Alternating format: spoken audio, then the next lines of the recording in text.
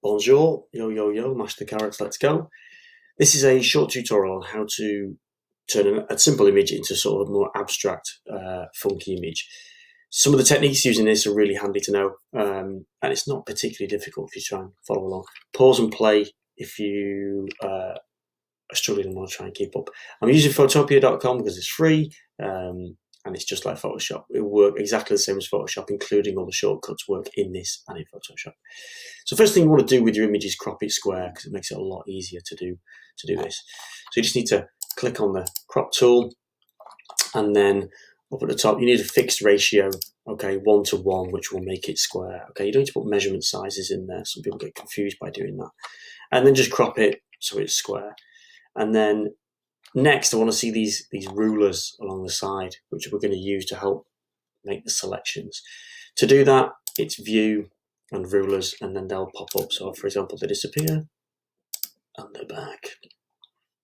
Next, I want to go into these rulers.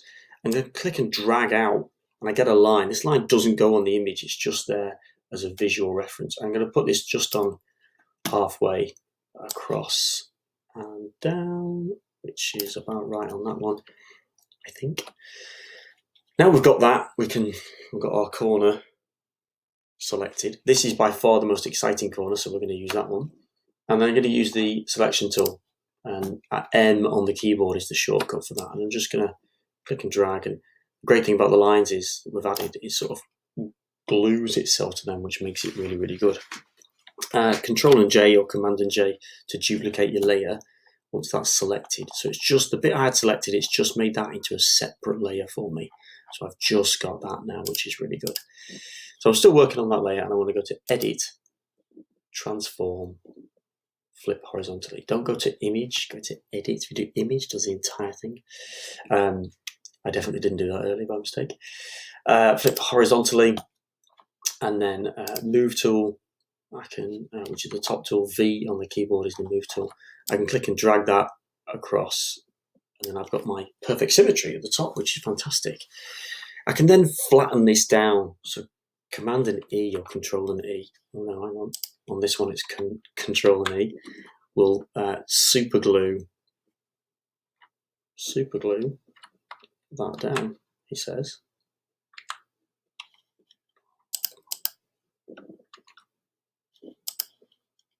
My computer is not responding. Yay! It did do it. It's just taking its time. It does do that sometimes, but it's free. It's free. So now I've got a flat image, but I've got that across the top. I've got my symmetry. So again, I can go back to the marquee tool, select, drag that across the whole of the top. If I have the right tool selected. Yes, David, well done. Select the entire bit at the top, Control and J to make that my new layer. You can see it up there, I've got the whole of that selected. And then it's the same routine again, Edit, Transform, Flip vertical this time, and then Move tool, V on the keyboard, move that down, and I've got my full symmetry in there. Command and E to flatten. Is that going to do it? Is that going to do it? Thinking about it again. Thinking about it. Thinking about it. It's definitely doing something because it's not doing it. Yay, it's done it. Okay, so I've now got my flat symmetrical image, which is a little bit more exciting than it was originally, but we can spice it up even more. So I'm going to just select the entire thing this time. Oh no, I'm not. I'm going to duplicate the layer. Okay, more skills. So Control and J to duplicate my layer. Command if you're on a Mac. And then I'm going to rotate this. Okay, so I'm going to get the Move tool, which is up here. I'm going to select Transform Controls. Okay, so I've got that box ticked. So it's one you should really always have selected. It makes life a lot easier. Now I'm going to go to the outside corner. I get like a double-ended curved arrow. Okay, and then I can just click, rotate around. Computer's gone a bit slow. And then it's a computer or the internet? It's probably the internet with everyone on it at the same time. Okay, I think that's straight. Press enter. You always have to press enter whenever you do anything with the size and rotate options with this. Really doesn't like it if you don't do that. And then we've got our two images that are the same but just slightly on an angle. And then we can just sort of play around. So if I try lighten, looks pretty cool. I quite like that. These are just your blend modes up here. So give them a whirl. So lighten's quite good. And I mean, some of them would be terrible. Let's try overlay. Well, that's all right. I don't dislike that. Difference. Oh dear. Pin light. I quite like pin light. That's quite nice. I'm going to go back to lighten. Lighten was nice, wasn't it? But just randomly select any of those that you think look good. But we've not finished. We've not finished. Just move me a bit out of the way. So when we've got this, which I quite like, what I'm going to do is I'm going to put some adjustment layers in. Again, multiple skills in this is fantastic. So down here, you've got this sort of half circle there, right? And then you can click on that. He says, you just drag me out of the way.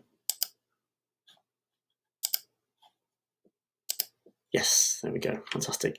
And then do hue and saturation, okay? And if I take this out, what this does, this is adjustment layer. So everything below this has that effect applied to it. So I've just made it black and white, which actually makes it worse. But you'll see why in a second. So that's added that in. I'm then just gonna click off that, so I'm not working on that layer. I'm gonna go back down here to new layer. So click on that and I get a blank layer of absolutely nothing, okay? I'm gonna move it above. So click and hold and just drag it up so it's above them. You can click and move your layers around all the time. So I've done that. So I've got this layer above because I want to add some color to that.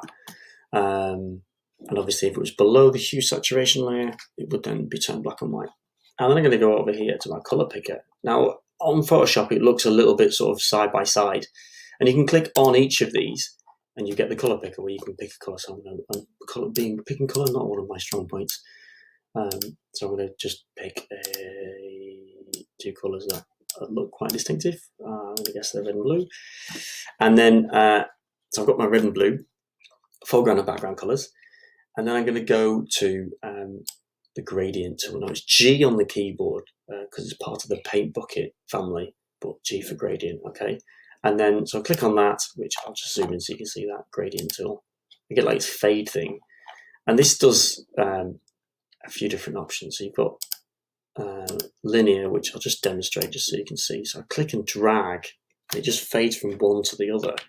Okay, and if I just zoom in, so click, drag, and it just drops that on, which is quite nice. It'd be great to sort of, it's great for adding different effects like graduation filters and stuff like that, if you like that kind of thing on your landscape pictures.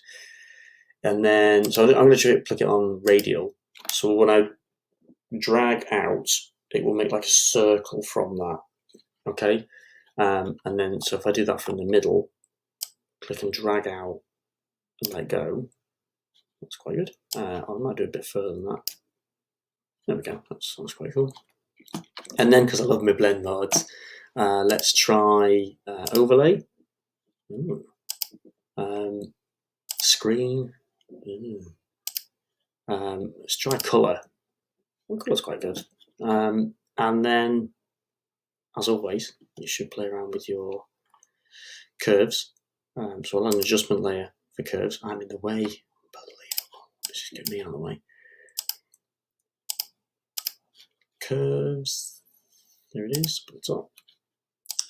Get me out of the way again.